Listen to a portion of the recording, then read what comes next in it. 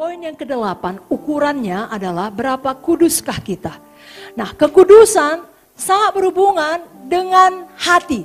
Apa yang kita ucapkan dalam hati. Apa yang kita pikirkan dalam hati. Apa yang menjadi motif kita. Kebenaran banyak berbicara ditunjukkan dari perbuatan kita. Tetapi kekudusan melebihi sekedar perbuatan. Harus sampai kepada motif kita. Kenapa kita lakukan itu? Mungkin kita sudah melakukan sesuatu yang benar, tapi hati kita tidak sepenuhnya kudus. Karena pada saat yang bersamaan kita masih mengasihi hal-hal lain. Memiliki berhala-berhala dalam hati kita. Khususnya seperti yang selalu diajarkan oleh Ibu Munte, 3G, gold, uang, cintakan uang. Girl, masih dikuasai oleh pikiran yang najis, ya, segala sesuatu yang berkaitan dengan hawa nafsu. Dan juga glory, gila kuasa. Hati-hati dengan gold, girl, and glory. Kalau itu masih ada di atas tahta hati kita, Zoe tidak bisa naik tahta. Mari kita turunkan, saudaraku. Karena Alkitab juga berbicara mengenai Raja Israel yang melakukan hal yang benar tapi tidak kudus sepenuhnya. Karena mereka tidak menjauhkan bukit-bukit pengorbanan. Saya bacakan beberapa ayat. Raja yang pertama adalah Raja Asa, 1 Raja-Raja 15 ayat 11 sampai 14. Asa melakukan apa yang benar di mata Tuhan, seperti Daud bapa leluhurnya. Ia menyingkirkan pelacuran bakti dari negeri itu dan menjauhkan segala berhala yang dibuat oleh nenek moyangnya. Bahkan ia memecat makan neneknya dari pangkat ibu suri, karena neneknya itu membuat patung Asyera yang keji. Asa merobohkan patung yang keji itu, membakarnya di lembah Kidron. Sekalipun bukit-bukit pengorbanan tidak dijauhkan. Jadi disimpan sedikit dosa. 1 Raja-Raja 22 ayat 43, ini anaknya. Ia hidup mengikuti jejak Asa ayahnya. Ia tidak menyimpang daripadanya, melakukan yang benar di mata Tuhan. Hanya bukit-bukit pengorbanan tidak dijauhkan. Orang masih mempersembahkan membakar korban di bukit-bukit itu. Jangan simpan sedikit pun dosa, saudaraku. 2 Raja-Raja 12 ayat 2 sampai 3. Joas melakukan apa yang benar di mata Tuhan seumur hidupnya selama Imam Yoyada mengajar dia. Namun demikian bukit-bukit pengorbanan tidaklah dijauhkan. Demikian dalam 2 Raja-Raja 14 ayat 1 sampai 4 dilakukan juga oleh Yoas bin Yoahas, Raja Israel, Amazia anak Yoas.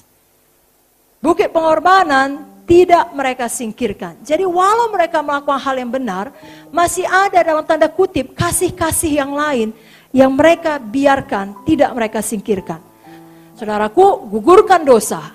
Amin, saudara. Banyak orang melakukan hal yang benar tapi tidak kudus.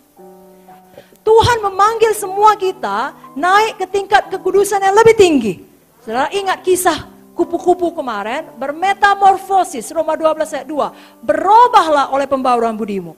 1 Petrus 1 ayat 16, ada tertulis, kuduslah kamu sebab aku kudus.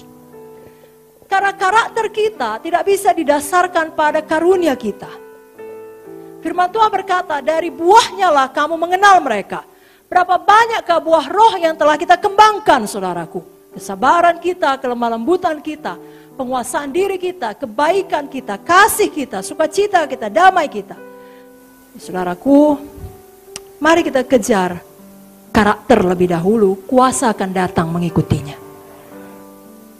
Kita tidak mau seperti Simpson, apalagi seperti Lucifer. Kita tidak mau ya sama seperti Lucifer, beraninya ngomong begitu kepada pencipta. Jangan kita berani ngomong gak baik kepada Bapa rohani. Jangan familiarity terhadap pemimpin. Walau pemimpin manusia punya kekurangan, kita hormat kepada pemimpin kita. Sekali lagi, buang dosa 3G tadi. Takutlah akan Tuhan dan membenci kejahatan. Ya, Amsal 8:13, takut akan Tuhan ialah membenci kejahatan. Aku benci pada kesombongan, kecongkakan, tingkah laku yang jahat, dan mulut penuh tipu muslihat. Apalagi kita ini adalah orang-orang bijak. Kita tahu setiap dosa ada bayarannya. Amsal 6 berkata, dapatkah, Amsal 6, 27-28, dapatkah orang membawa api dalam gelumbung baju dengan tidak terbakar pakaiannya? Dapatkah orang berjalan di atas bara dengan tidak hangus kakinya? Tidak dapat. Apa yang dalam hati kita sekarang memang tidak nampak, tapi suatu hari akan nampak. Apa yang saudara pikirkan sekarang tidak nampak, tapi suatu hari akan nampak hasilnya.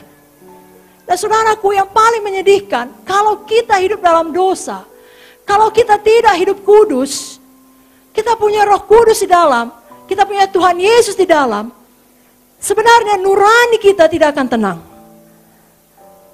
Sangat sedih menghadapi persoalan yang berat. Tapi yang lebih menyedihkan daripada itu adalah menghadapi persoalan yang berat tanpa keyakinan bahwasanya Tuhan di pihak kita. Itu berat kali. Kenapa? Karena dosa saudara menuduh hati saudara. Biar saudara selalu meyakini Tuhan di pihak saudara. Dan perlindungannya adalah seperti tembok api melindungi saudara dan keluarga saudara. Lalu ketika datang situasi yang sulit, saudara bisa berdiri teguh dan mengklaim janji Tuhan. Ini janjimu Tuhan, ini firmanmu Tuhan. Langit bumi boleh berlalu, firmanmu tetap kekal selamanya. Kenapa? Karena saudara tidak hidup dalam dosa. Haleluya.